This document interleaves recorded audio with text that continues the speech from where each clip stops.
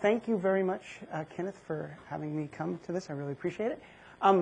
Today I'll be talking about some uses of technology, visual media technology that I did this past summer in my classroom, just to give people, hopefully, some encouragement on how you might want to use video in your classrooms.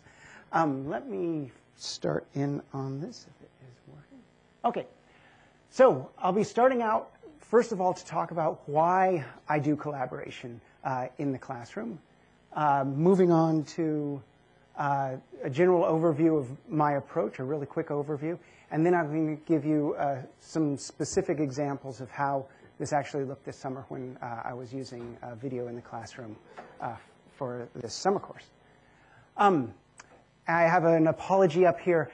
These slides I'm going to be using again tomorrow when I'm presenting to a group of students trying to encourage them to take my class.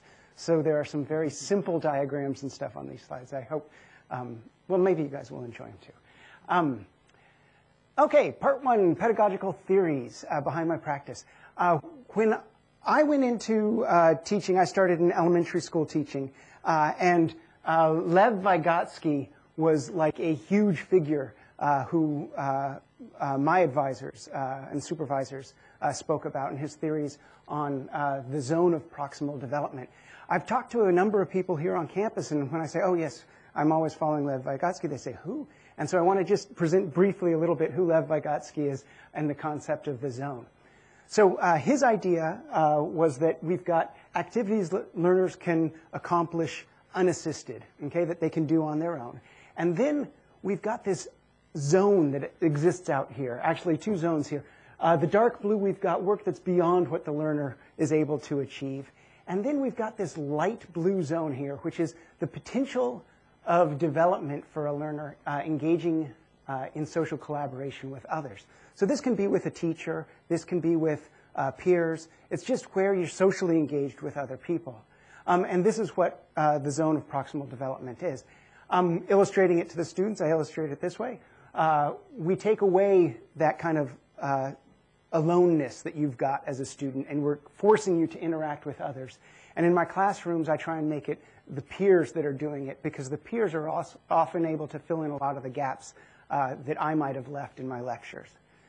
And the concepts of education as a social practice really were focused on quite a bit starting in the 1980s, moving on through the 90s, and really transformed a lot of the ways that education is being thought about by anthropologists, educational anthropologists in the United States today.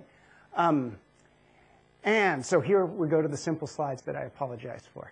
Okay, so in the classroom, we've got lectures, we've got texts, we've got AV media that the students are exposed to. And this might present to the student enough information to develop a certain amount of knowledge, okay?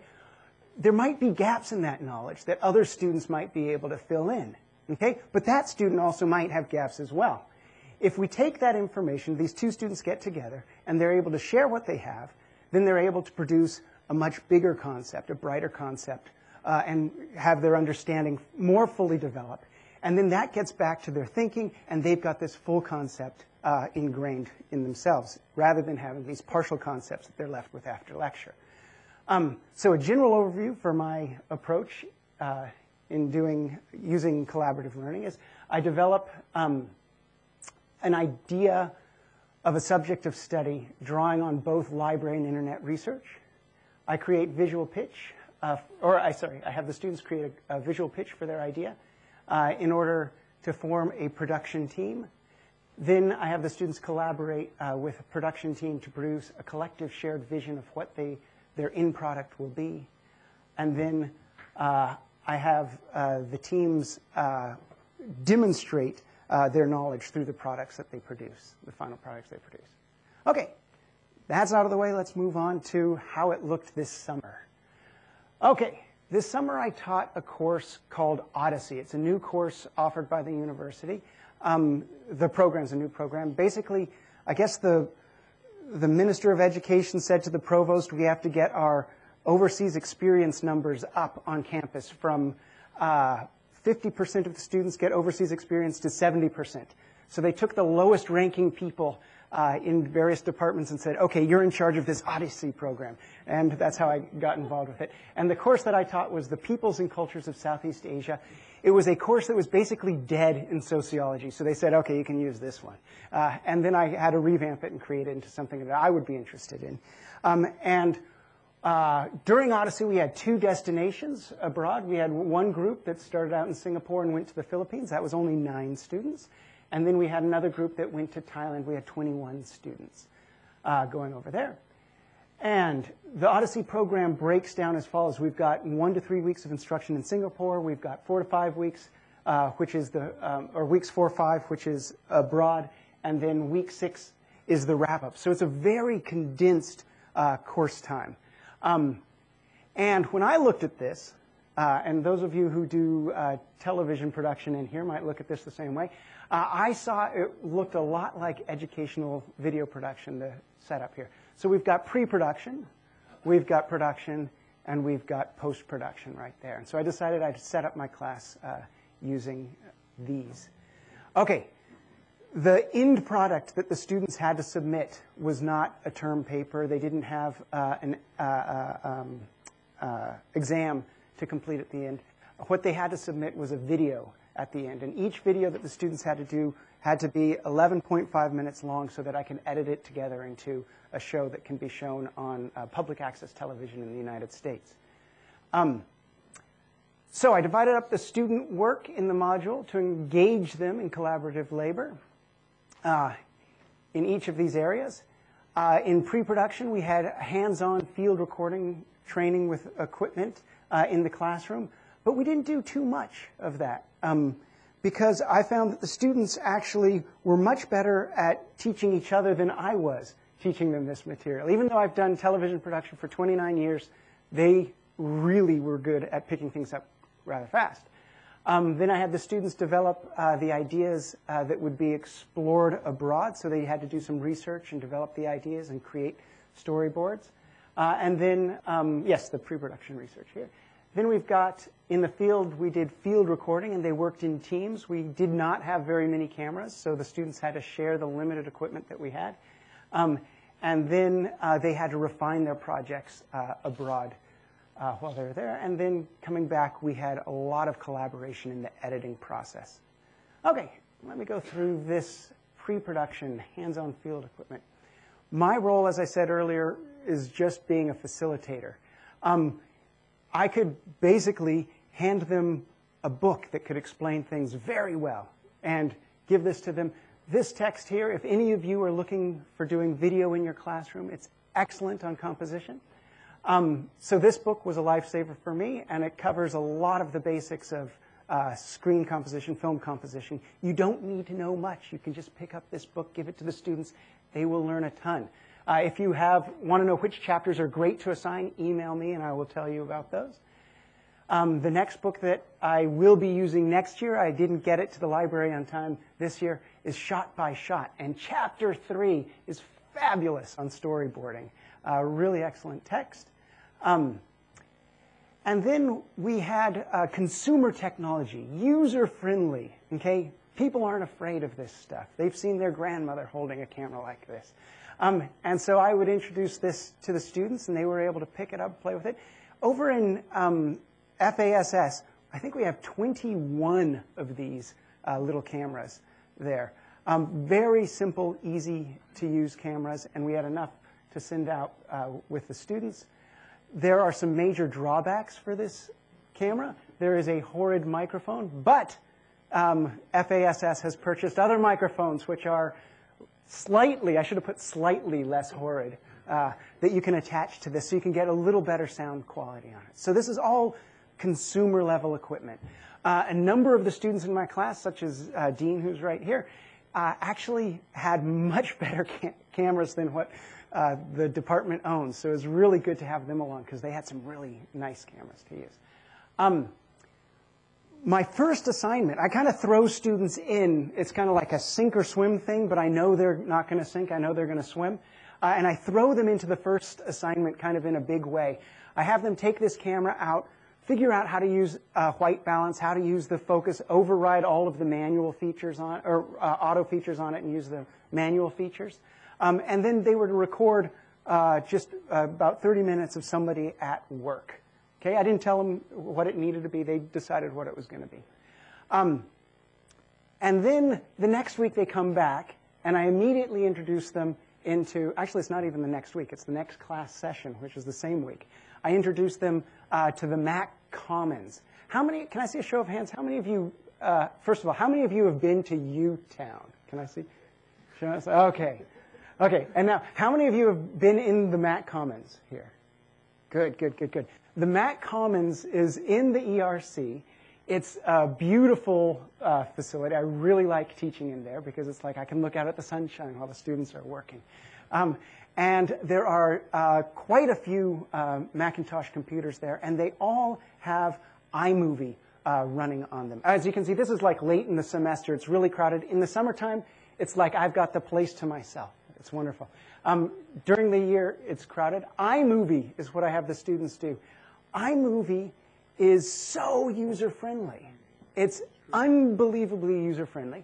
You go to the main thing. You go up to the help feature up there where it says help up there. Click on that, and they've got tutorials that will kind of walk you through everything.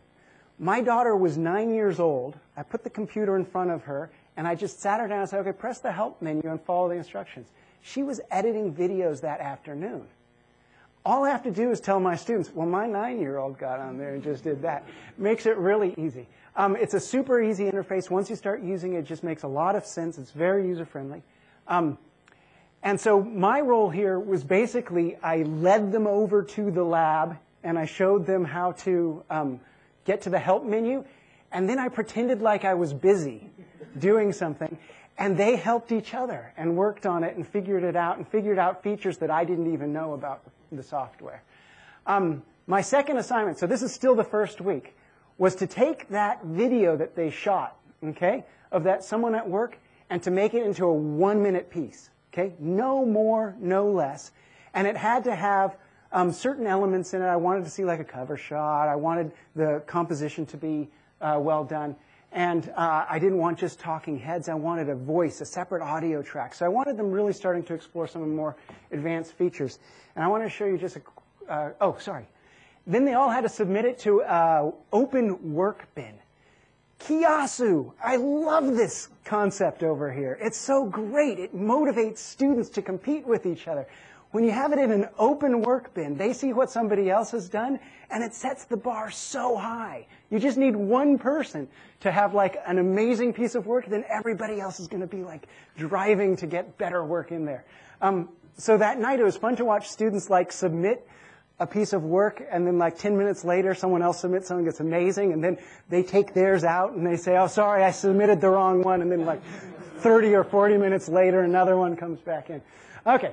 So this is Rachel's piece. Rachel is a really talented student, but she had no experience, real experience with, no experience with iMovie at all.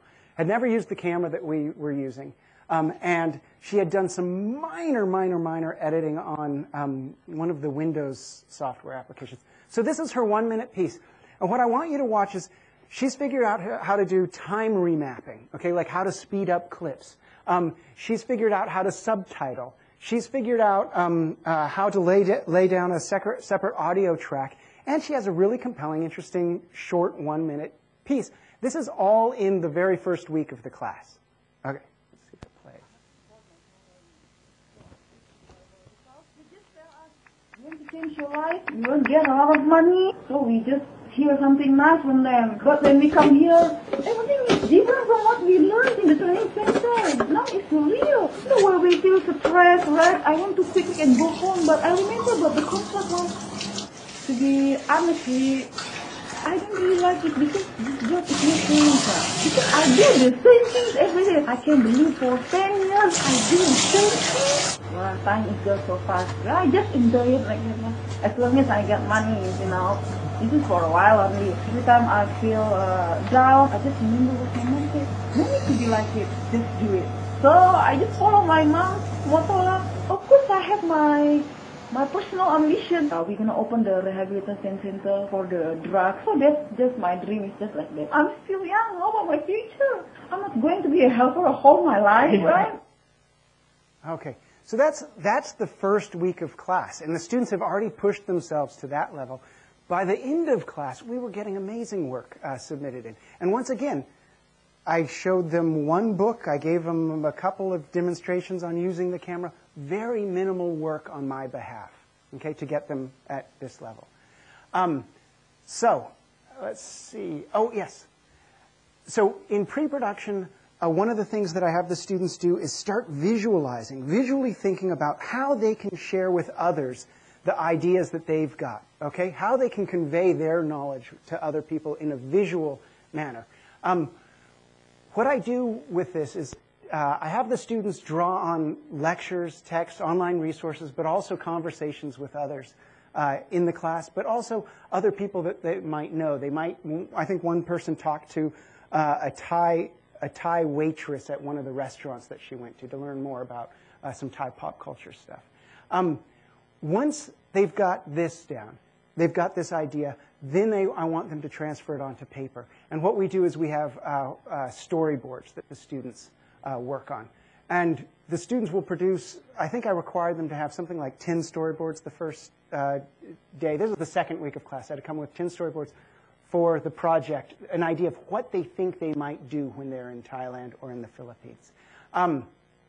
Storyboards would look something like this. And the idea is that you draw a picture, you've got a description written down on it, and you will go to the location, and when you're at the location, you will try and find that very scene and have it record it while you're there.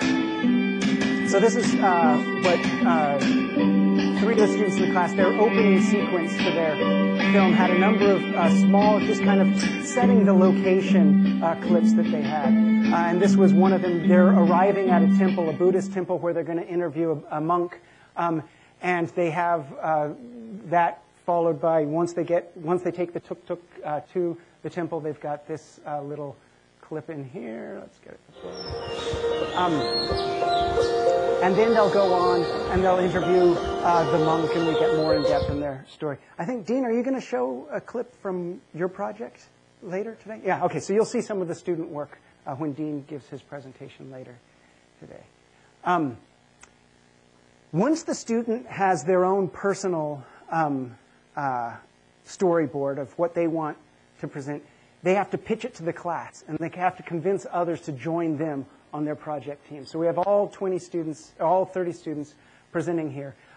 Some of the students will end up sharing ideas that they like, and they'll form the teams. Once they've actually formed a production team, then they have to create another storyboard, a much more polished storyboard. These storyboards allow me to assess how the students are actively engaged in the project, what materials they're using, what citations or what resources they've used to create this stuff. Because in the discussions that we've got, people will say, well, how do you know that? And then they'll have to refer back to the resources that they've used. Let me go quickly on to production. Production, I didn't get to go on the trips, so I wasn't able to help them in the field. We had to communicate just by email when they did have email access, when their bus wasn't broken between two major cities. And then the students were also in charge of refining their projects while they were out in the field as well. As I said, we communicated by email. They also had to send in twice a week field recording journals. And these were extremely helpful. I didn't realize how much students would really open up about their experiences, the emotions that they had when they were interacting with people that they were interviewing, also about the fights that they had with their team members and how certain people had different ideas that they had to work out. And it's just really, really helpful to be able to look at all that information and realize what the students are going through. So then the last stage is post-production. And in the summer session, we had basically 1 week. When you're doing television production, usually if you take like this distance here for pre-production, that should be like even longer for post-production because editing takes so long. we crammed this in, and we had down in the Utown Matt Commons facility, we had almost 24-hour sessions, right? We had really lengthy sessions where the students worked in groups on the computers, and it was a real bonding experience for them. Despite the amount of work, students really evaluated the course quite high. They really enjoyed it, even though there was a massive amount of work for them to do. Evaluation I found really easy and enjoyable to do. Once you got materials that are in the post-production stage, you're able to look back and see what the students did in all the other stages. If they really flaked off in the pre-production, like coming up with a good, cohesive idea, it shows by the time you get to post-production. If they didn't shoot enough material, or if they didn't interview the people that they needed to interview while they were in the Thailand and the Philippines, they don't have it in their post-production, their final project. So it's really easy to, at this stage, to also go back and evaluate the rest of what went on in the project earlier on. Let's see. Oh, it was also really neat for me to see how far the things that they created circulated and had a life. When I give a term paper assignment, it's like I'm the only person that ever reads that paper, and it dies basically on my desk. But with this, people would say, oh, my grandmother really liked it, my aunt laughed. It was really neat to see how people were like spreading this around. There are clips that are up on YouTube. If you are interested in seeing a promotional piece, like the piece that Dean created is now a promotional piece to try and encourage next year's students to come on the study abroad program. His piece is up there. And let's see. Oh, okay, so that's it for the project, but I wanted to say some other things. This is like the tip of the iceberg that we can do here. You were speaking earlier about how frustrating it was not to be able to do demonstrations on the videos for your clips. We have this amazing facility down in Utown, the presentation space. It's a 3-camera studio. I try and teach every class that I can in that space.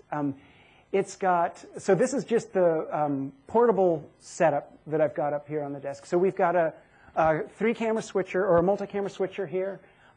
We've got green screens, so if you want to be chroma keyed in front of the things that you're speaking about. We've got great lighting system. It's going to be revamped and upgraded in March this year, so we'll have even more facilities. I'm extremely interested in working with a group of students to work with professors who are flipping their classrooms and help have them learn how to do production of educational material while helping you get material that you can use for your classroom. So if anybody is interested, we've got fabulous cameras, we've got fabulous students, and I'd like to bring them together with some fabulous professors to try and get some materials made for the university and get the flipped classroom going. So if anybody's interested, please do contact me. I'll be extremely interested in working with you. And that is it for my presentation. Thank you.